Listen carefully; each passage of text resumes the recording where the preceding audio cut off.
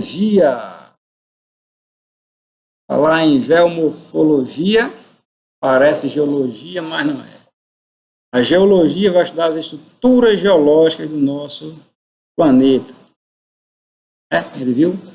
A composição das primeiras rochas que se solidificaram na superfície terrestre. A geomorfologia, geoterra, morfoforma, logia, estudo. É o estudo das formas da Terra. Ou seja, nossa superfície terrestre não é tão plana como a sala de aula, quem dá aula para vocês, ou como o quarto da casa de vocês, ou como a tela do seu notebook ou computador. A nossa Terra, ela tem vários altos e baixos, tem várias formas. Isso? Então, o que vai estudar a geomorfologia é justamente a origem, a transformação, a formação das formas, contornos ou configurações do nosso planeta Terra. Então, a priori, as principais formas geomorfológicas são as formas de relevo, planícies, planaltos, montanhas e depressões. Primeiro, eu quero que vocês saibam o seguinte: planície, uma terra plana. Certo? Primeiro é isso. Daqui a pouco eu vou complicar a vida de vocês. Planaltos são terras mais elevadas, são planos altos. Você pega na prova planalto ou altiplano, é a mesma coisa. Planalto, altiplano, mesma coisa. Montanhas, são as maiores formas de relevo que existem, e as depressões são as áreas mais rebaixadas da Terra, são as áreas mais rebaixadas do relevo terrestre. Tudo começa com o intemperismo ou meteorização. Certo? Quando se tratar de intemperismo, vocês associam as estruturas geológicas. Certo? Intemperismo, estrutura geológica, ou rocha em si. Certo? A rocha está sofrendo intemperismo, está sofrendo desgaste. Beleza. Quando se tratar de forma de relevo, vocês associam a erosão. A erosão, como a gente explicou, passa por 3 processos. O primeiro, desgaste. Desgaste da forma de relevo, pelo vento, pela água do mar, pela neve, pela chuva. Segundo, passa pela fase de transporte. E terceira fase de deposição ou sedimentação da área erodida ou desgastada. Como a gente falou também naquela questão de estrutura geológica, existem agentes internos ou endógenos, não é isso, pessoal? E agentes externos ou exógenos. Internos, agentes que vêm do interior da Terra, tectonismo, abalo sísmico, vulcanismo. E agentes externos, vento, chuva, água, de maneira em forma de rios, na própria chuva que a gente falou, certo? Sol e de neve, esse tipo aí, água do mar. Então, os agentes internos, como a gente falou, pessoal, eles vão formar relevo. Eles formam o relevo. Os agentes externos, eles somente modelam. Enquanto o terremoto, o vulcanismo, o tectonismo vão formar uma montanha, um planalto, uma depressão, uma planície, os agentes externos, a água, de maneira generalizada, o vento, certo? Principalmente, vão apenas modelar uma planície que já existia, um planalto que já existia, uma depressão que já tinha, uma montanha que lá também já existia. Então, as forças internas vão formar o relevo e as forças externas irão somente modelar o relevo. Então, um vulcão em erupção, ele vai formar. O próprio cone vulcânico, quando esse vulcão deixa de ficar ativo, ele vai se transformar numa montanha. Então, ele vai formar. uma montanha. Agentes externos, tectonismo. Assim que você diga aí.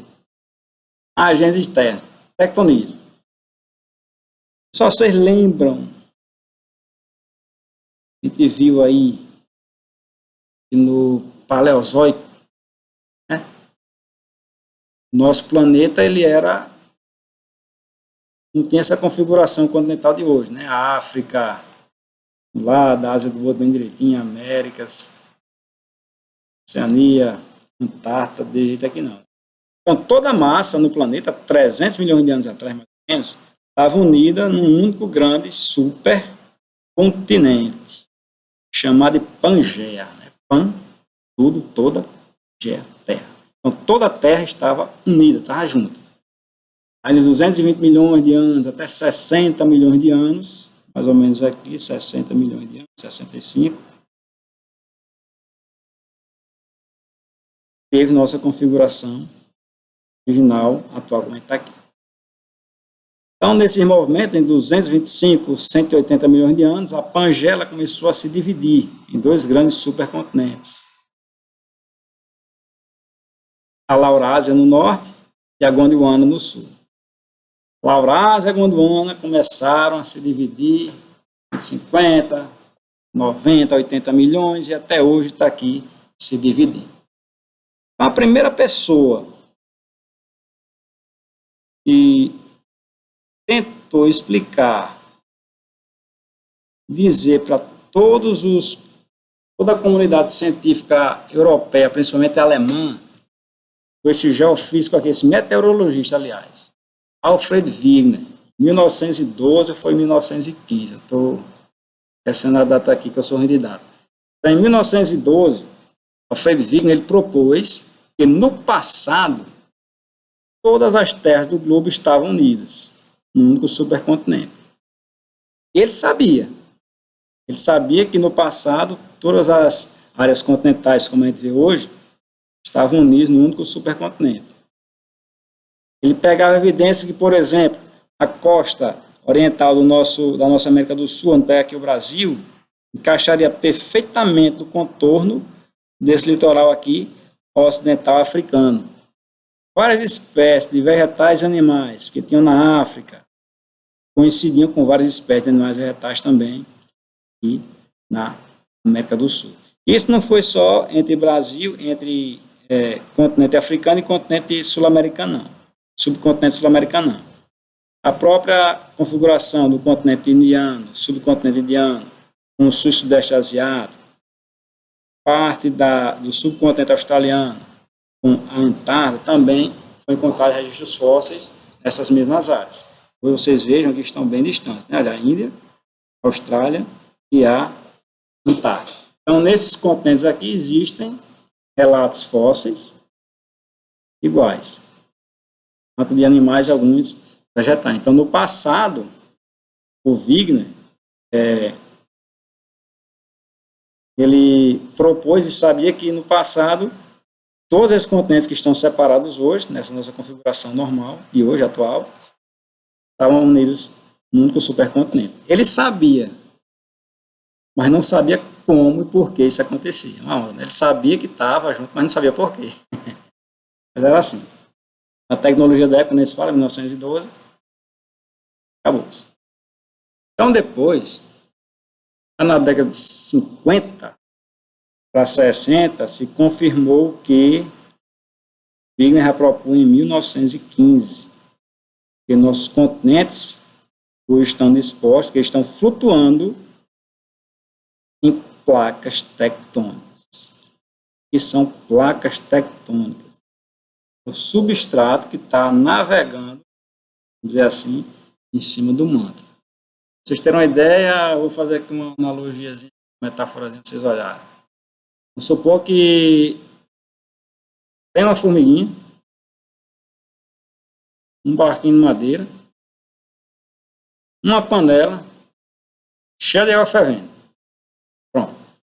Uma formiguinha é o continente, o barquinho de madeira é uma placa tectônica, água fervendo, é o nosso interior da Terra. Essa água fervendo vai rebolar essa formiguinha e esse barquinho de madeira para onde ela quiser. Certo? Então, as placas tectônicas elas têm movimentos convergentes de choque, divergentes de separação. É no caso aqui o que fez surgir a Cordilheira dos Andes. A placa sul-americana está caminhando em sentido leste para oeste. E a placa de Nazca, essa daqui, está caminhando no sentido oposto, oeste para leste. Então, há cerca de 60, 70 milhões de anos atrás, as duas placas se colidiram, fez surgir aqui a Cordilheira dos Andes. E tudo isso fez também surgir, pessoal, esses dobramentos modernos, norte da África, cadeia do Atlas, sul aqui da Europa, né, cadeia dos Alpes, continente indiano, sentido, período do ano, separação, vem sentido sul para o norte. Encontrou a placa asiática, se chocou, fez surgir aqui cadeia do Himalaia. Aqui vem aquela velha discussão, mas por que aqui no Brasil não tem terremoto? Tem, no Brasil tem terremoto. Todo canto do mundo tem terremoto. Agora, não é por questão de placa tectônica, não é por questão de tectonismo em si. Por abalo sísmico e por acomodações internas de camadas. Por exemplo, vocês observam aqui que o limite da placa sul-americana com a placa africana está muito distante do nosso Brasil. Essa atividade aqui vulcânica, tectônica, de terremoto, tem muito, mas está distante do nosso país. Não sei se isso é bom ou é ruim, eu sei que a gente está distante, certo? Mas há terremoto do Brasil, mas, como eu falei, não por questões de tectônica de placas, sim por acomodações internas em suas camadas.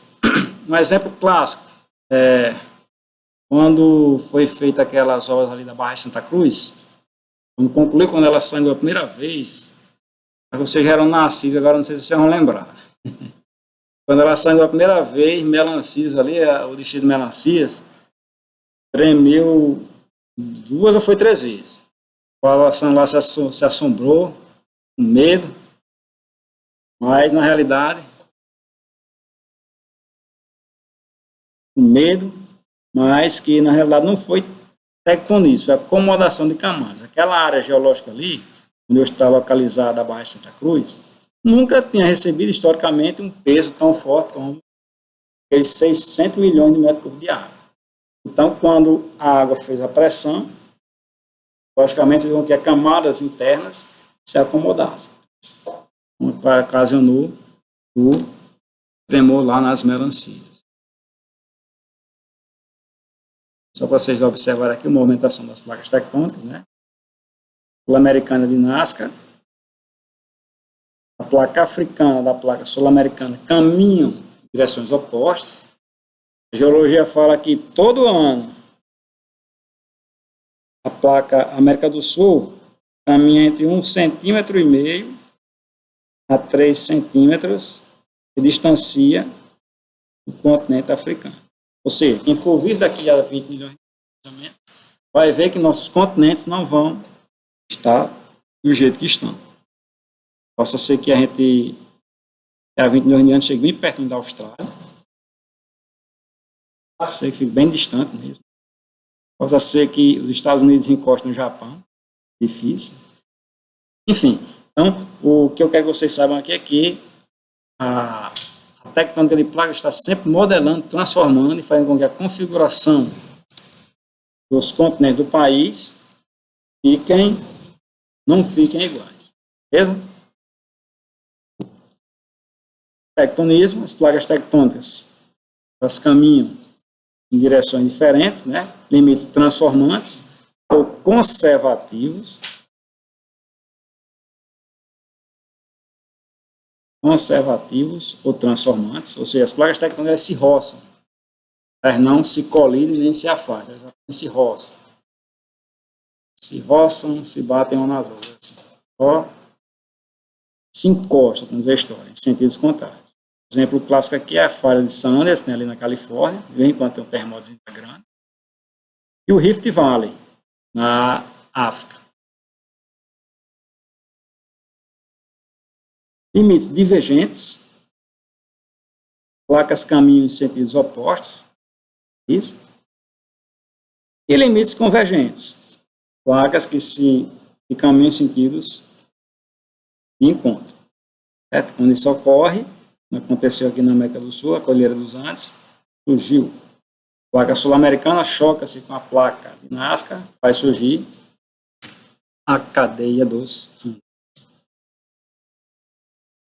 E uma última observação aqui para a gente ficar por aqui, hoje na nossa aula, os abalos sísmicos, que são nada mais os terremotos causados pelas ondas mecânicas sísmicas que o nosso interior da Terra, o núcleo interno, emana, né, de expulsar para todo o planeta. Então, o terremoto, ele pode se originar a milhares, milhares de quilômetros do canto que vai sentir seu impacto. Então, o local onde o terremoto ele nasce, chamado de hipocentro. Hipocentro ou foco. O terremoto teve origem aqui, abalos sísmicos, no interior da Terra, se propaga as ondas, se propaga, de repente vem sentindo lá, determinado local na superfície. O local onde o terremoto se propaga, vamos dizer assim, em linha reta, com maior intensidade, é chamado de epicentro. Não esqueçam disso. Hipocentro ou foco, local onde se origina o terremoto. Local onde ele se irradia com maior intensidade, epicentro. Por exemplo, terremoto que houve uma vez em São Paulo, eu esqueci o ano, mas foi agora recente que eu digo assim, há menos de 15 anos, teve origem aqui em São Vicente, né? Como áreas internas aqui de São Vicente, e foi sentido lá em alto mar. Seu canto, o local de maior irradiação, né, foi no alto mar. E por ter sido no alto mar, as ondas se propagaram e chegaram até o litoral, causando assim o que a gente chama de maremoto. Se fosse no Japão, era tsunami. É onda gigante em japonês. Se está no Brasil, maremoto é o terremoto que dá no oceano. Beleza? Beleza aí, Pedro? Então, pessoal, por hoje, vamos ficando por aqui. A partir da aula que vem, a gente começa a estudar a parte desse slide aqui, agentes externos do relevo, certo? Então, por hoje, nossa aula é só. Geografia física tem muito detalhe, muito moído, mas não vamos esquentar a cabeça não que vai dar certo, certo? Então estudem, foco, qualquer coisa acione aí no privado, e por hoje é só. Valeu, fica com Deus, beijo no coração.